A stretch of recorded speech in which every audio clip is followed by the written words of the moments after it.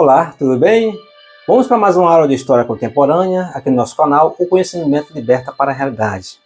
Eu que estou contando aqui no nosso canal a história dos papas da Igreja Católica. E eu falei na aula passada a história do primeiro, daquele que poderia ter sido o Papa da Igreja Católica. Primeiro, que foi São Pedro. Eu disse que poderia ter sido porque ele nunca foi bispo nem Papa da Igreja Católica. Bom, e também falei a respeito da ressurreição de Jesus. Como durante a semana surgiu muitas perguntas, muitas interrogações, hoje eu ia falar a respeito do Papa Alexandre VI, vou pular essa aula e vou endossar, explicar melhor, reforçar as dúvidas das pessoas, dos internautas que ficou e me perguntaram durante a semana. Vou dizer por quê, mais ainda porque realmente Pedro nunca esteve lá. Mas, e vou falar também a respeito dos crimes de Jesus Cristo, que é para a gente ficar mais esclarecido ainda a respeito da ressurreição de Jesus. Porque realmente eles disseram que Jesus ressuscitou. Bom, amigas e amigos, a maioria das pessoas do mundo, inclusive do Brasil, a maioria, ainda estão pensando que nós estamos vivendo lá no século XIII antes de Cristo, onde o único meio de comunicação, a única voz que ecoava era a voz de um líder tribal. Isso mesmo. A comunicação dele era aquele lance, era aquela história. Tudo que você quiser saber, perguntava a um líder tribal. E toda a sua fala, as histórias dele, eram as histórias sem nexo, chamado história sem pé nem cabeça. A história sem pé sem cabeça, senhoras e senhores, não tem nenhum sentido lógico. Isso era o costume de um líder tribal. E aqui, nesse livro, tem muitos trechos sem nexo, sem pé, muita história sem pé, sem cabeça. Eu vou, no final, vou contar ler apenas um trechinho que tem aqui que não tem nenhum sentido lógico. Bom, vamos à história do Pedro. Os senhores viram esse último Papa, Leão XIV, esse último Papa que foi eleito agora, desde o seu anúncio, depois do conclave, quando ele foi eleito, o anúncio, até o seu discurso de posse, ele usou 4 idiomas, 4 línguas apenas, né? Falou o latim, o italiano, que são as 2 línguas lá da Itália, o latim, que é da Roma Antiga, e o italiano, que é a língua costumeira, que todos falam dia a dia. E também falou o espanhol e falou no inglês. Só esses 4 idiomas, tá? Isso que eles falam sempre. Geralmente ele fala na língua dele, do seu país. Se ele mudou para outro país, ele fala essa outra língua, que ele nasceu aqui no Peru e foi para os Estados Unidos. Então ele falou as 2 línguas, o espanhol e falou o inglês. E as 2 línguas lá da Itália. Mas em nenhum momento, nem esse, nem o outro, nem outros papas falou sobre a língua de Pedro, que é o que? O aramaico. Nem esse, nem um outro. Pedro falou o aramaico. Era para ter de costume, pelo menos eles lembrar um pouco da língua de Pedro, do aramaico, e ter um trecho, algum discurso ali para falar na língua do primeiro papa. Mas esqueçam. Por que esqueça? Porque nunca foi lá. Nem esse, nem outros falaram. Aqui no Brasil, os padres, os bispos daqui, deixaram de falar o latim recente. A linguagem deles era o latim. Era a língua romana. Então, isso quer dizer que esquece que Pedro nunca esteve lá. Isso é mais uma pista. A segunda pista. Vamos fazer aqui um gráficozinho rápido para vocês terem a noção do que realmente Pedro nunca esteve em Roma, tá? Vamos dividir isso aqui em 3 classes, tudo bem? Em 3 classes. Aqui na base eu tenho Jesus, tá? Jesus. Eu tenho Jesus. E tenho Pedro, tá? Tenho Pedro e tenho Jesus aqui. E os outros discípulos? Na base dessa pirâmide. Quem está aqui no meio da pirâmide? Quem está aqui quem está aqui no meio da pirâmide são os sumos sacerdotes. Ó. Sacerdote. Os sacerdotes estão aqui. E no topo da pirâmide? Quem está no topo da pirâmide? O Império. O Império Romano. O Império Romano está no topo da pirâmide. Bom, Jesus com seus discípulos falava o aramaico. Eram pessoas pobres, pessoas do campo, trabalhadores, carpinteiros, pescadores. Jesus formou esse grupo e começou a porrada no Império. Quem apoiou Jesus? Ninguém. Só apoiou quem está no topo? O Império. O Império estava comandando na época. Tá? O Tibério Cláudio Nero César era o imperador romano que tinha como representante aqui na Judéia o Pôncio Pilatos, que era um romano. Ok? Era um romano que estava representando lá. Estava representando Roma. Quem estava apoiando o imperador romano, o Pôncio Pilatos, que era de Roma, quem estava apoiando ele era o governador também da Judéia, Herodes. Herodes, que também era governador dali da região, que era um judeu, está apoiando, todos eles estão aqui no meio, tá?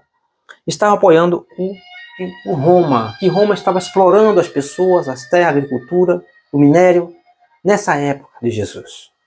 E Jesus, então, estava batendo no Império, cobrando mais justiça, que eles saiam dali, porque o Império, Roma estava querendo aplicar as suas leis, os seus costumes naquele povo.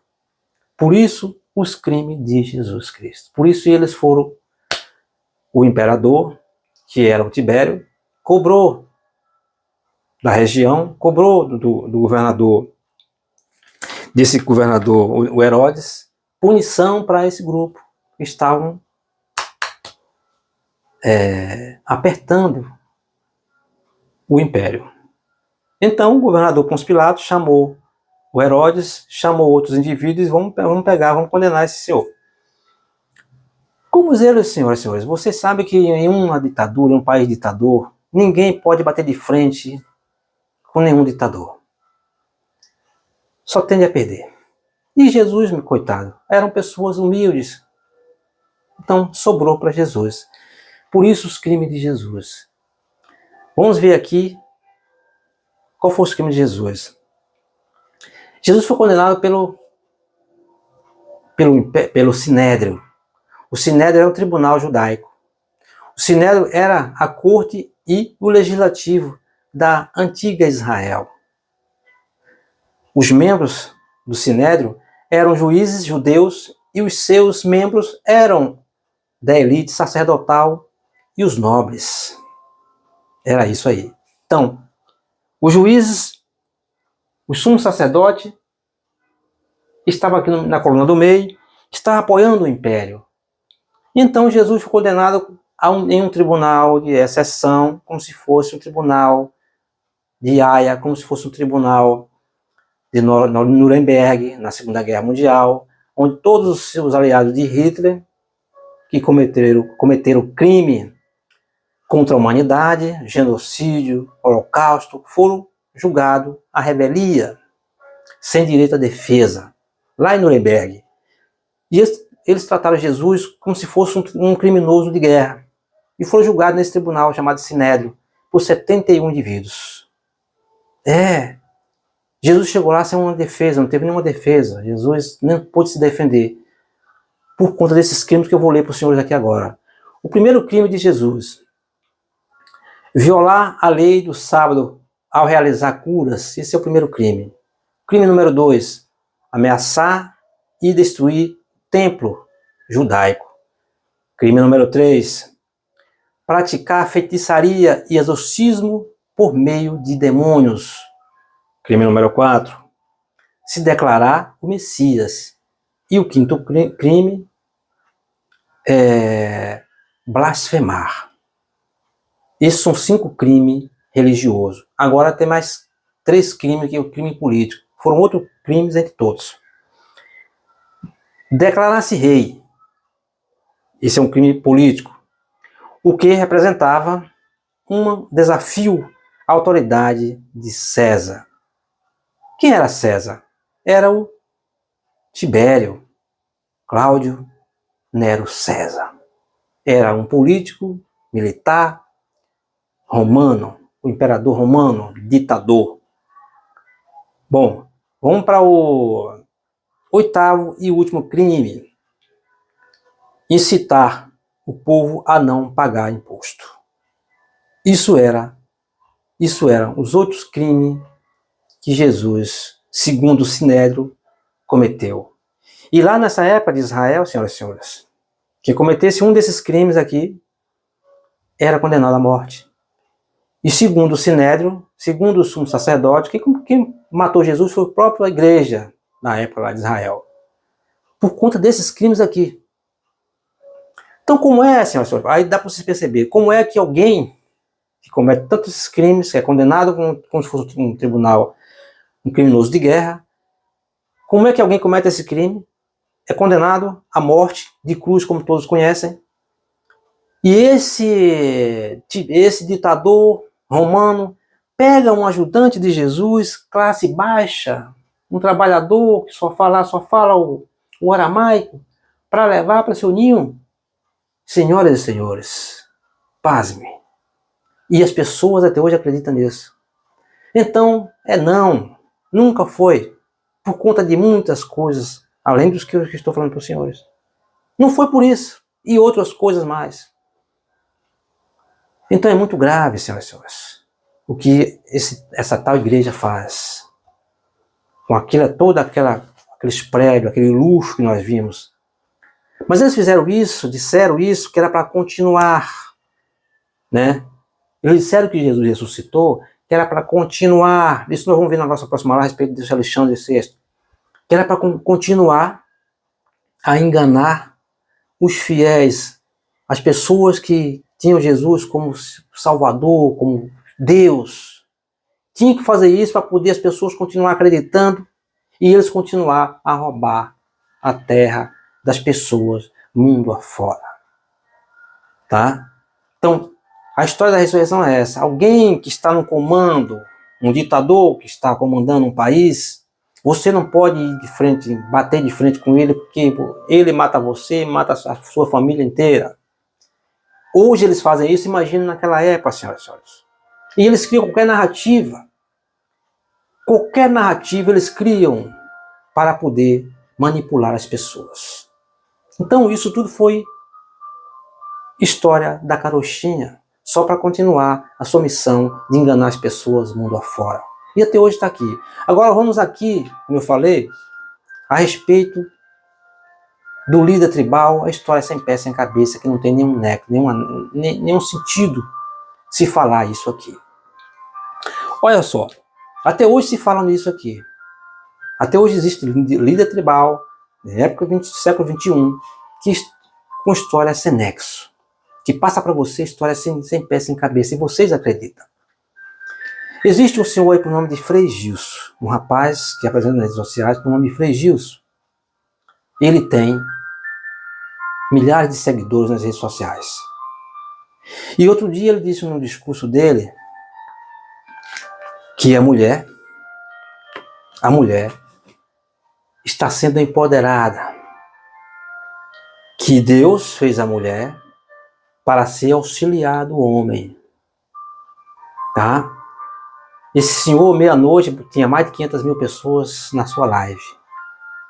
Discurso tão vazio como esse, discurso tão raso como esse, história da carochinha, que está aqui no livro da Bíblia, que está no capítulo 2 do Gênesis, versículo 21, que diz que Deus botou o homem num sono profundo e arrancou as suas costelas e fez a mulher.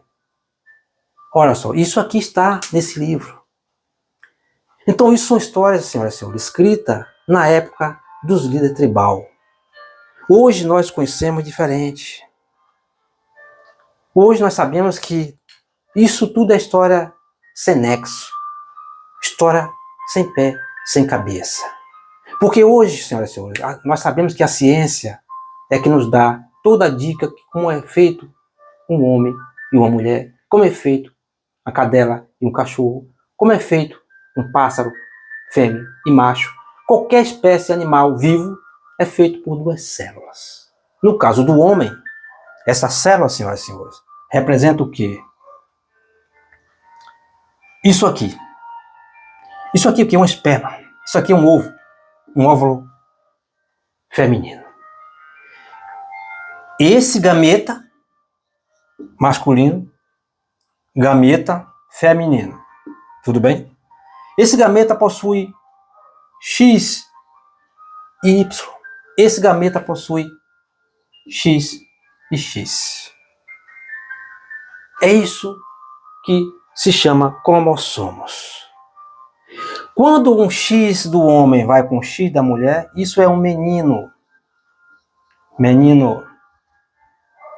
Quando o X do homem vai para um Y da mulher, isso é menina. Menina. O que determina o sexo de qualquer animal são os cromossomos. Isso que a ciência nos diz. Então, isso é a história da carochinha.